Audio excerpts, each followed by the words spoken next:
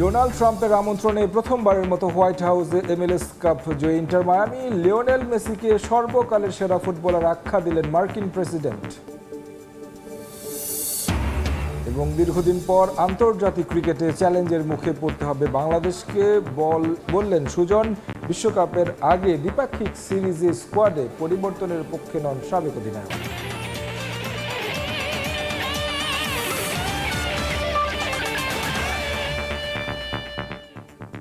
বিশ্বের নানা প্রান্তের খেলাধুলার খবর জানিয়ে দেব আমি তারেক হাসান শিমুল। উত্তর কোরিয়ার বিপক্ষে ম্যাচ হারলেও ফুটবলারদের পারফরমেন্সে উন্নতির ছাপ দেখছেন বাফুফে সভাপতি তাবিথ আউয়াল। পার্থের কন্ডিশন ভিন্ন হলেও আশা হারাচ্ছেন না তিনি। উজবেকিস্তান ম্যাচে ফুটবলারদের কাছে আরও লড়াকু মানসিকতা চান তাবিথ। সিডনি থেকে পারভিন আখতারের আরও একটি রিপোর্ট। আমরা এখন আছি ওয়েস্টার্ন সিডনি স্টেডিয়ামে। একটু আগে কিন্তু এখানে অনেক বাংলাদেশি দর্শক ছিলেন, তাদের একটা প্রাণের মেলায় পরিণত হয়েছিল, যেন বাংলাদেশি কমিউনিটিতে রূপ নিয়েছিল ওয়েস্টার্ন সিডনি স্টেডিয়াম।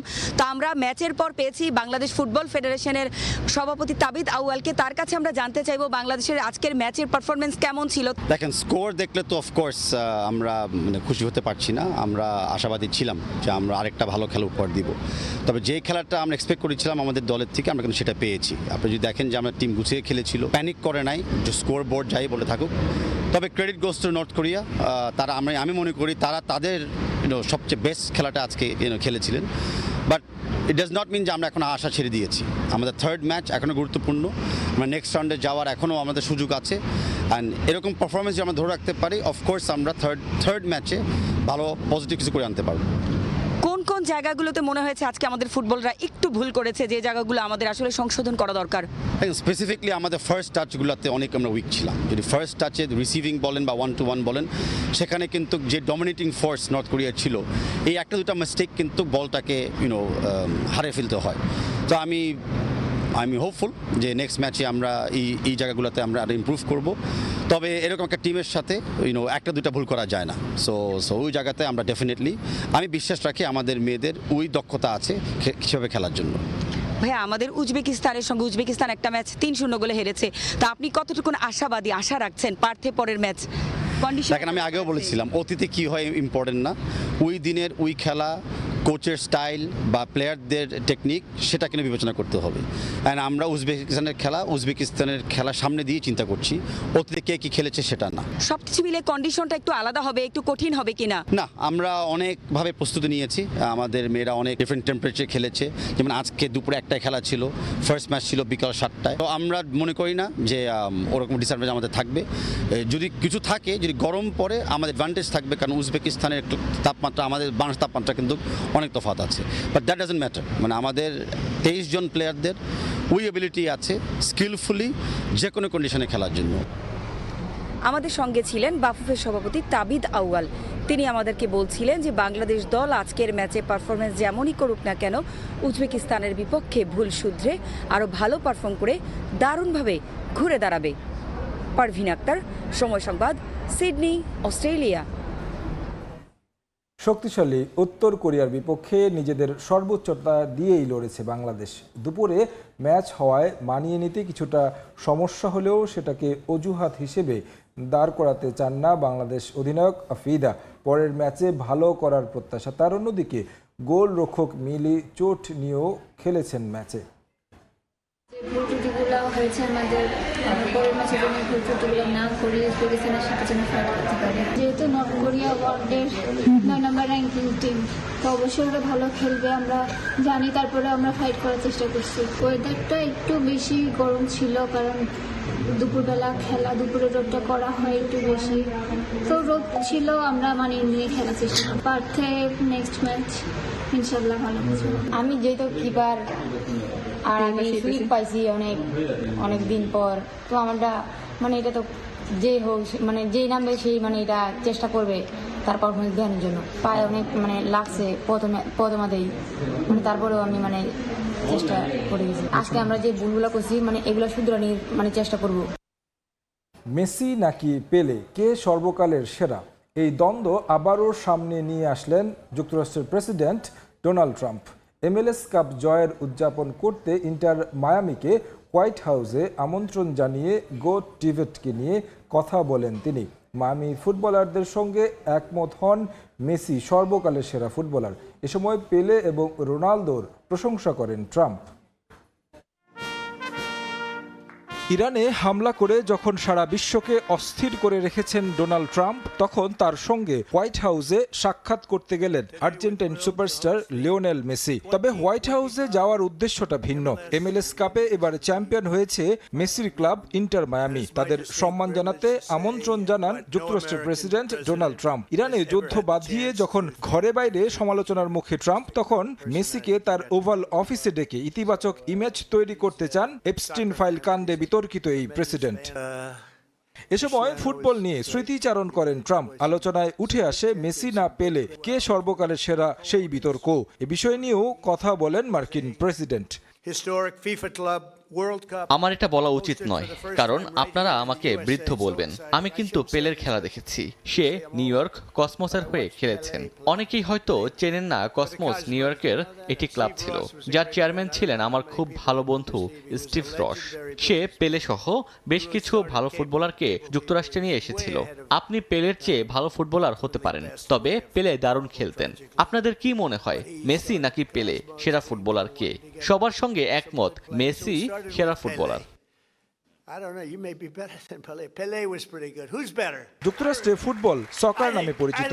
দেশের দায়িত্ব পালনের পাশাপাশি ফুটবলেরও খবর রাখেন ট্রাম্প। সেটা স্পষ্ট হয় তার মুখে ইন্টার মায়ামির প্রশংসা শুনে। বিশেষ করে তার সন্তান ফুটবলের ভক্ত বলেও জানান তিনি। এবার MLS কাপ জয়ে মায়ামির প্রশংসা করেন ট্রাম্প। 2025 সালটা ইন্টার মায়ামির জন্য রেকর্ড ভাঙা মৌসুম ছিল। গেল গ্রীষ্মে ফিফা ক্লাব বিশ্বকাপের হোস্ট হয়েছে ইন্টার মায়ামি। এবার অপ্রতিরোধ্য ছিল, একেবারে ত্রুটিহীনভাবে খেলেছে। ভ্যানকুভারের বিপক্ষে ম্যাচটি 1-1 গোলে ড্রয়ের পর মেসি ভ্যানকুভার ডিফেন্ডারকে কাটিয়ে একটি পাস দেন ডি পলকে। ওই ম্যাচটা সত্যি দারুণ ছিল। এ সময় তিনি ক্রিস্টিয়ানো রোনালদোরও প্রশংসা করেন। কিছুদিন আগে তার সঙ্গে সাক্ষাৎ করেছেন বলে উল্লেখ করেন। এদিন ইন্টার মায়ামির পক্ষ থেকে ট্রাম্পকে একটি জার্সি এবং বল আকৃতির ট্রফি তুলে দেন মেসি। তারেক হাসান শিমুল, সময় সংবাদ। এবার ক্রিকেট। পাকিস্তানের বিপক্ষে 3 ম্যাচ ওয়ানডে সিরিজের জন্য মেহেদী হাসান মিরাজকে অধিনায়ক করে 15 সদস্যের স্কোয়াড ঘোষণা করেছে বিসিবি। প্রায় 15 মাস পর দলে ফিরেছেন আফিফ হোসেন ধ্রুব। চোটের কারণে গেল অক্টোবরে ওয়েস্ট ইন্ডিজের বিপক্ষে ছিলেন না লিটন দাস। হোম সিরিজে ফিরেছেন এই ড্যাশিং ওপেনার। এছাড়াও দলে ডাক পেয়েছেন পেসার নাহিদ রানা। চোটের কারণে দলে নেই 2 পেসার তানজিম সাকিব ও হাসান মাহমুদ। বাজে ফর্মের কারণে দলে বিবেচনা করা হয়নি সোহান, জাকের ও শামীম পাটোয়ারিকে। সম্প্রতি বিসিএল ওয়ানডেতে সেঞ্চুরি হাঁকিয়ে আবারও নির্বাচকদের নজরে আসেন আফিফ হোসেন ধ্রুব। প্রায় 15 মাস পর ফিরেছেন লাল সবুজ জার্সিতে। দলের বাকি সদস্যরা হলেন সৌম্য সরকার, সাইফ হাসান, তানজিদ তামিম, নাজমুল শান্ত, মাহিদুল অঙ্কন, রিশাদ হোসেন, তানভীর ইসলাম, মুস্তাফিজুর রহমান, তাসকিন আহমেদ ও শরীফুল ইসলাম। আগামী 11 মার্চ শুরু হবে 3 ম্যাচ সিরিজের ওয়ানডে সিরিজ। সবগুলো ম্যাচ অনুষ্ঠিত হবে মিরপুরের হোম অফ ক্রিকেটে। আন্তর্জাতিক ক্রিকেট সহজ নয়। দীর্ঘদিন পর খেলতে নেমে চ্যালেঞ্জের মুখে পড়তে হবে বাংলাদেশ দলকে, এমনটাই মনে করেন সাবেক অধিনায়ক খালেদ মাহমুদ সুজন। বেশ কিছু পরিবর্তন রেখে পাকিস্তানের বিপক্ষে ওয়ানডে সিরিজের দল ঘোষণা করেছে বিসিবি। সরাসরি কোয়ালিফাই করার সমীকরণ মাথায় নিয়ে 2027 বিশ্বকাপের আগে দ্বিপাক্ষিক সিরিজগুলোতে স্কোয়াডে পরিবর্তনের পক্ষে নন সুজন। টি-20 বিশ্বকাপ খেলা হয়নি। পাক্কা 3 মাসের বেশি সময় পর আন্তর্জাতিক ক্রিকেটের ময়দানে নামতে যাচ্ছে বাংলাদেশ। গত বছর 2 ডিসেম্বর চট্টগ্রামে আয়ারল্যান্ডের বিপক্ষে খেলা টি-20 ম্যাচটাই সবশেষ। এই 11 মার্চ ঢাকায় পাকিস্তানের বিপক্ষে ওয়ানডে দিয়ে মাঠে ফেরার অপেক্ষায় টাইগাররা। 3 ম্যাচ সিরিজের বাকি 2 ওয়ানডে 13 ও 15 মার্চ একই ভেন্যু মিরপুর শেরেবাংলা জাতীয় ক্রিকেট স্টেডিয়ামে। 3 মাস পর ইন্টারন্যাশনাল ক্রিকেট খেলতে যাওয়া বাংলাদেশের ওডিআই এর বিরতি আরও লম্বা সময়ের। গত বছরের 23 অক্টোবর ওয়েস্ট ইন্ডিজের বিপক্ষে সবশেষ ওডিআই এ মাঠে নেমেছিল টাইগাররা। প্রায় 5 মাস পর 50 ওভার ক্রিকেটে নামতে যাওয়া দলের কাছে কতটুকু প্রত্যাশা করা যায়? ইন্টারন্যাশনাল ক্রিকেটটা টাফ। পাকিস্তান অবশ্যই একটা টাফ টিম। একটা সিস্টেমের বাইরে ছিল বাংলাদেশ অনেকদিন, ইন্টারন্যাশনাল ক্রিকেটের সিস্টেমের বাইরে ছিল, ঠিক না? তো ওইটা থেকে আবার একটা ঘুরে চলে আসা নর্মাল আমরা আমাদের লোকাল ক্রিকেট খেলতেছি, এর মধ্যে আবার গিয়ে খেলবো, অবশ্যই ছেলেরা ভালো খেলবে, কিন্তু আমাদের যথেষ্ট অনেক কোয়ালিটি প্লেয়ার আছে, নো ডাউট অ্যাবাউট, আমাদের ম্যাচ উইনার্স আছে অনেক, বাট টাফ হবে, মানে যেরকম আমরা রেগুলার একটা সিরিজ খেলতেছি, চেঞ্জ হচ্ছে, রেস্ট হচ্ছে, আবার যাচ্ছে, আবার ব্যাক প্যাক করছে, এরকম একটা অনেক সময় ব্রেকটা প্রয়োজন হয়, বাট আমার মনে হয় ব্রেকটা একটু বেশি লম্বা হয়ে গেছে আমাদের জন্য। 2027 বিশ্বকাপে সরাসরি কোয়ালিফাই করতে মেলাতে হবে সমীকরণ, কিন্তু এই ফরম্যাটটায় ছন্দে নেই দল। অধিনায়ক মেহেদী হাসান মিরাজও নিজেকে হারিয়ে খুঁজছেন। ভাগ্য ফেরাতে পাকিস্তানের বিপক্ষে গুরুত্বপূর্ণ সিরিজের দলে আনা হয়েছে বেশ কিছু পরিবর্তন। দীর্ঘদিন পর জাতীয় দলে ফিরেছেন আফিফ হোসেন, যদিও দল গঠনে এত অস্থিরতার পক্ষে নন সাবেক অধিনায়ক। লাস্ট বিসিএল যেটা হলো, অনেকেই পারফর্ম করেছে, ভালো বড় রান করেছে, সেঞ্চুরি করেছে অনেকে ইয়াং প্লেয়াররা।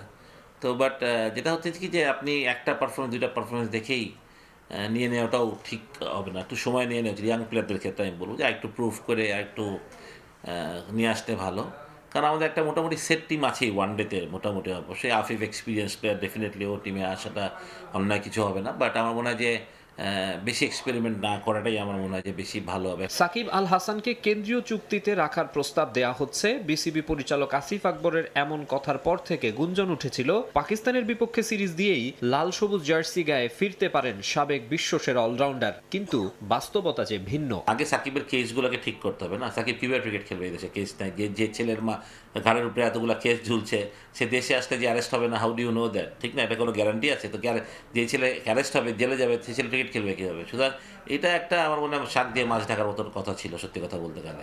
মামলা মোকদ্দমার ঝামেলা কাটিয়ে উঠতে পারলে 2027 বিশ্বকাপে সাকিবের খেলার সম্ভাবনাও দেখেন সাবেক এই অধিনায়ক। মাকসুম আলম খান, সময় সংবাদ, ঢাকা। বিসিবির প্রধান নির্বাচক হতে বেশ আগ্রহী সাবেক অধিনায়ক মিনহাজুল আবেদিন নান্নু। আরেকবার দায়িত্ব পেলে দেশের ক্রিকেটে আরও ভালো কিছু উপহার দিতে চান তিনি। প্রতিদ্বন্দ্বী হাবিবুল বাশার সুমনকেও যোগ্য মনে করেন নান্নু। তবে গত 2 বছরে গাজী আশরাফ হোসেন লিপুর পারফরমেন্সে হতাশ সাবেক প্রধান নির্বাচক। বাংলাদেশ ক্রিকেটে আবারও আলোচনায় প্রধান নির্বাচক পদ। কদিন আগে হঠাৎ সামনে আসে হাবিবুল বাশার সুমনের নাম। তবে উল্টো 1 মাসের জন্য মেয়াদ বাড়ানো হয় গাজী আশরাফ হোসেন লিপুর। পাকিস্তান সিরিজই তার শেষ অ্যাসাইনমেন্ট। এরপর কে? প্রশ্ন এখন সেখানেই। প্রধান নির্বাচক চেয়ে বিজ্ঞপ্তি দিয়েছে বাংলাদেশ ক্রিকেট বোর্ড। আবেদনে আগ্রহী সাবেক প্রধান নির্বাচক মিনহাজুল আবেদিন নান্নু। 2024 সালে তার জায়গাতেই দায়িত্ব পান লিপু, কিন্তু এই 2 বছরে লিপুর পারফরমেন্সে অন্যদের মতো হতাশ নান্নুও। তো গত 2 বছরে এটা সত্যি কথা বলেছে, ওরকম নোটেড স্ট্যান্ডার্ড ক্রিকেটার কিন্তু আমরা দেখি নাই যে পাইপলাইনে আসার জন্য। এভারেজ ক্রিকেটার আছে, তো সেই হিসাবে আমার মনে হয় যে এগুলির থেকে মূল্যায়নটা আসা উচিত। ক্রিকেট আসার জায়গাটা পাইপলাইনটা হলো এজ গ্রুপ থেকে নিয়ে তারপর হাই পারফরমেন্স আছে, তারপর আপনার টাইগার ক্রিকেটে আছে, এ টিমে আছে, তারপর ন্যাশনাল টিম। তো একটা ধাপে ধাপে প্লেয়াররা তৈরি হয়। তো আমার মনে হয় গত 2 বছরে ওরকম কোনো আউটকাম দেখি। 2013 সালে নির্বাচক, 2016 সালে প্রধান নির্বাচক, 2 দফা এই গুরু দায়িত্বে ছিলেন নান্নু। সমালোচনা ছিল, তবে সাফল্যও কম নয়। মিরাজ, মোস্তাফিজ লিটন, শান্ত উঠে আসেন তার সময়ই। 2017 চ্যাম্পিয়ন্স ট্রফিতে সেমিফাইনাল, শ্রীলঙ্কা ও নিউজিল্যান্ডের মাটিতে ঐতিহাসিক টেস্ট জয়। ওয়ানডে র্যাঙ্কিংয়েও ধারাবাহিক উন্নতি। অভিজ্ঞতায় আত্মবিশ্বাসী নান্নু। সুযোগ পেলে দারুণ কিছু করতে চান তিনি। সিলেকশন প্যানেলের আমাদের প্যানেলে তো যথেষ্ট এক্সপিরিয়েন্স আছে, তো এই এক্সপিরিয়েন্সটা যথেষ্ট গেইন করা হয়েছে। তো আমার মনে হয় যে সেই জায়গায় অ্যাপ্লাই করতেও পারি। গত 10 বছর ধরে বাংলাদেশ দলে যারা খেলছে এবং আগামীতে এখনও যারা রিপ্রেজেন্ট করছে, তখন এইটাই থেকে তো মূল্যায়ন করা যায় আগে 10 বছর কীভাবে বাংলাদেশ ক্রিকেট চলেছে। ওই সময়টা যে দলটা একটা ড্রিম টিমের মতো ছিল, যে ওয়ান অফ দ্য বেস্ট ক্রিকেটাররা সবসময় ওই সময় ডোমিনেট করে যেত গত 10 বছরে। নান্নুর পাশাপাশি প্রধান নির্বাচক হতে আগ্রহী হাবিবুল বাশার সুমনও। দুজন কাজ করেছিলেন এক প্যানেলে। প্রতিদ্বন্দ্বী হলেও নান্নুর কাছে বাশার বেশ যোগ্য প্রার্থী। ও 2013 সাল থেকে কাজ করে গেছে সিলেকশন প্যানেলে, এবং ওর ক্রিকেটের সাথে ওতপ্রোতভাবে পুরোপুরি জড়িত আছে, এবং বাংলাদেশ ক্রিকেটে কোথায় কী হচ্ছে সব কিছুই জানে। তো আমার মনে হয় যে এটা ওর এক্সপিরিয়েন্সও যথেষ্ট ভালো আছে। তো এখানে বোর্ড ডিসাইড করবে কাদেরকে নিয়ে আগে। এ মাসেই শেষ লিপুর মেয়াদ। মে মাসে পাকিস্তানের বিপক্ষে টেস্টের আগে নতুন নির্বাচক নিয়োগ দিতে হবে বোর্ডকে। তামিম হোসেন, সময় সংবাদ, ঢাকা। আবার স্বাগত খেলার সময়। টি-20 বিশ্বকাপের খবর। রান বন্যার ম্যাচে শেষ হাসি ভারতের। দ্বিতীয় সেমিফাইনালে ইংল্যান্ডকে 7 রানে হারিয়ে রোববারের ফাইনালে জায়গা করে নিল ডিফেন্ডিং চ্যাম্পিয়নরা। মুম্বাইয়ে আগে ব্যাট করে দলগত প্রচেষ্টায় 253 রান জমা করে ভারত। জবাবে খেলতে নেমে জ্যাকব বেথেলের সেঞ্চুরির পরেও লক্ষ্যে পৌঁছাতে পারেনি থ্রি লায়ন্স। রান পাহাড় গড়েও ঘাম ঝরল ভারতের। জ্যাকব বেথেলের ব্যাটে কাছাকাছি গিয়েছিল থ্রি লায়ন্স, তবে শেষ হাসি মেন ইন ব্লুর। টানা দ্বিতীয় বিশ্বকাপ ঘরে তুলতে আর মাত্র একটা জয় দরকার টিম ইন্ডিয়ার। দারুণ শতকের পরেও সতীর্থদের ব্যর্থতায় ফাইনালে ওঠা হলো না বেথেলের। তবে ভারতীয়দের চিন্তায় ফেলে দেয়া এমন ইনিংস ক্রিকেট বিশ্ব মনে রাখবে বহুদিন। রানবন্যার ম্যাচেও 4 ওভারে মাত্র 33 রান খরচে স্বাগতিকদের জয়ের নায়ক জসপ্রীত বুমরা। এদিন টস হেরে আগে ব্যাটিংয়ে নেমে শুরুটা ভালো হয়নি ভারতের। দ্বিতীয় ওভারে ফেরেন অভিষেক শর্মা। ফিরতে পারতেন সঞ্জু স্যামসনও। ব্যক্তিগত 15 রানে তার ক্যাচ ফেলে দেন অধিনায়ক হ্যারি ব্রুক। জীবন পেয়ে তাণ্ডব চালান স্যামসন। এরপরের 35 বলে করেছেন 74 রান। মূলত ওই ইনিংসেই ম্যাচ থেকে ছিটকে যায় ইংল্যান্ড। উইল জ্যাক্সের বলে যখন এই ওপেনার থামেন তখন তার নামের পাশে 42 বলে 89। এই সংস্করণের নকআউট ম্যাচে চতুর্থ সর্বোচ্চ। ভারত অধিনায়ক এদিন আবারও ব্যর্থ হলেও রানের গতি মন্থর হতে দেয়নি মেন ইন ব্লু। শেষ দিকে ইংলিশ বোলারদের কচুকাটা করেছেন শিভম দুবে আর হার্দিক পান্ডিয়া। 25 বলে 43 করে রান আউট হন দুবে। রান আউটে কাটা পড়েন হার্দিক পান্ডিয়াও। তবে ফেরার আগে তার ব্যাটে এসেছে 12 বলে 27। ভারতকে 250 পার করায় অবদান রেখেছেন তিলক ভার্মা। 300 স্ট্রাইক রেটে খেলেন 21 রানের ক্যামিও। সব থেকে বড় ঝড়টা যায় আর্চারের ওপর দিয়ে। 4 ওভারে 61। বিশ্বকাপ নকআউটে সবচেয়ে খরুচে স্পেল। এক ম্যাচে সর্বোচ্চ 7 ছক্কা হজমের রেকর্ডেও নাম লিখিয়েছেন এই ইংলিশ পেসার। তাতে স্বাগতিকদের সংগ্রহ দাঁড়ায় 253। টি-20তে রেকর্ড ষষ্ঠবারের মতো 250 পার করল মেন ইন ব্লু। রোববার আহমেদাবাদে বসবে শিরোপা নির্ধারণী ম্যাচ। একদিকে ভারতের টানা দ্বিতীয় বিশ্বকাপের হাতছানি, অন্যদিকে কিউইদের ইতিহাস গড়ার সুযোগ। সাব্বির মিথুন, সময় সংবাদ। প্রায় 2 মাস পর মাঠে গড়াতে যাচ্ছে বাংলাদেশ ফুটবল লিগের দ্বিতীয় পর্ব। প্রথম দিনই আলাদা ম্যাচে মাঠে নামছে জায়ান্ট বসুন্ধরা কিংস ও ঢাকা বাহনী। কিংস অ্যারেনায় বসুন্ধরার প্রতিপক্ষ পিডব্লিউডি। অন্যদিকে কুমিল্লায় রহমতগঞ্জের বিপক্ষে মাঠে নামবে ঢাকা বাহনী। সবগুলো ম্যাচ শুরু হবে দুপুর 2:45টায়। বাংলাদেশ ফুটবল লিগের প্রথম লেগের পর লম্বা সময়ের বিরতি। সূচি অনুযায়ী নির্ধারিত সময়ে ম্যাচ আয়োজন করতে পারেনি পেশাদার লীগ কমিটি, যার কারণে বিরতি হয় আরও দীর্ঘায়িত। ক্লাবগুলোর আপত্তি থাকলেও পুরনো সূচি পরিবর্তন করে নতুন সূচি দেয় লীগ কমিটি। তাতেই প্রায় 2 মাস পর আবারও মাঠে ফিরতে যাচ্ছে বাংলাদেশ ফুটবল লিগ। প্রথম দিনেই মাঠে নামছে টেবিল টপার বসুন্ধরা কিংস। নিজেদের মাঠে তারা আতিথ্য দিবে পিডব্লিউডিকে। লিগ শিরোপার রেসে এগিয়ে যেতে এই ম্যাচে জয়ের বিকল্প নেই বসুন্ধরার সামনে। লিগের তলানিতে থাকা পিডব্লিউডিকে নিয়ে অবশ্য বেশ সতর্ক কিংস কোচ মারিও গোমেজ। সেই সঙ্গে সমান পয়েন্ট নিয়ে তাদের ঘাড়ে নিঃশ্বাস ফেলছে ফর্টিস এফসি। সমান 9 ম্যাচে 2 দলের পয়েন্ট 18। গোল ব্যবধানে এগিয়ে বসুন্ধরা। ফিফা নিষেধাজ্ঞা থাকায় মধ্যবর্তী দল বদল কাজে লাগাতে পারেনি কিংস। তবুও শক্তিমত্তায় লিগে সব দলগুলোর চেয়ে এগিয়ে বসুন্ধরা। দারুণ ছন্দে আছেন ক্লাবটির বিদেশি ফুটবলার ডোরিয়লটন। চলতি মৌসুমে লিগে সর্বোচ্চ 9 গোল করেছেন এই ব্রাজিলিয়ান। ছন্দে আছেন বাকি 2 ফরওয়ার্ড ফয়সাল আহমেদ ফাহিম ও রাকিব হোসেন। যদিও বাংলাদেশ ফুটবল লিগের শেষ 3 ম্যাচ বাজে সময় কাটিয়েছে বসুন্ধরা কিংস। টানা 3 ম্যাচ জয়হীন ক্লাবটি। তাই পিডব্লিউডিকে হারিয়ে জয় ফিরতে মরিয়া বসুন্ধরার জায়ান্টরা। দিনের অন্য ম্যাচে মাঠে নামবে ঢাকা বাহনী। চলতি মৌসুমে ভালো দল গড়লেও খুব একটা ছন্দে নেই আকাশী নীলরা। 9 ম্যাচে 13 পয়েন্ট নিয়ে লিগ টেবিলের 5-এ রয়েছে শেখ মোরসালিনরা। লিগে ছন্দে ফিরতে তাদের নিতে হবে শক্তিশালী রহমতগঞ্জের চ্যালেঞ্জ। মোহামেডান থেকে আবাহনীতে নাম লেখানো সুলেমান দিয়াবাতে পারফরমেন্স করে গেলেও দলকে জেতাতে পারছেন না, আর নিজেকে হারিয়ে খুঁজছেন আলামিন। তবে নিয়মিত গোলের দেখা পাচ্ছেন শেখ মোরসালিন। রহমতগঞ্জকে হারাতে হলে জ্বলে উঠতে হবে এই 3 ফুটবলারকে।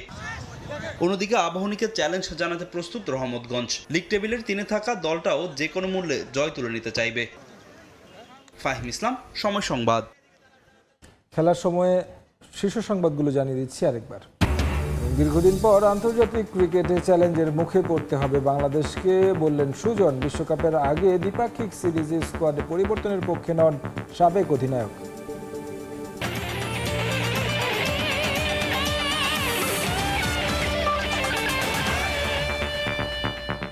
এই ছিল খেলার সময়। এরপর দুপুরের সময়ের সঙ্গে থাকবেন সাইফুল রুদ্র। শিমুল, আপনাকে ধন্যবাদ। দুপুরের সময় নিয়ে আসছি কিছুক্ষণ পর, সঙ্গে থাকুন সময়।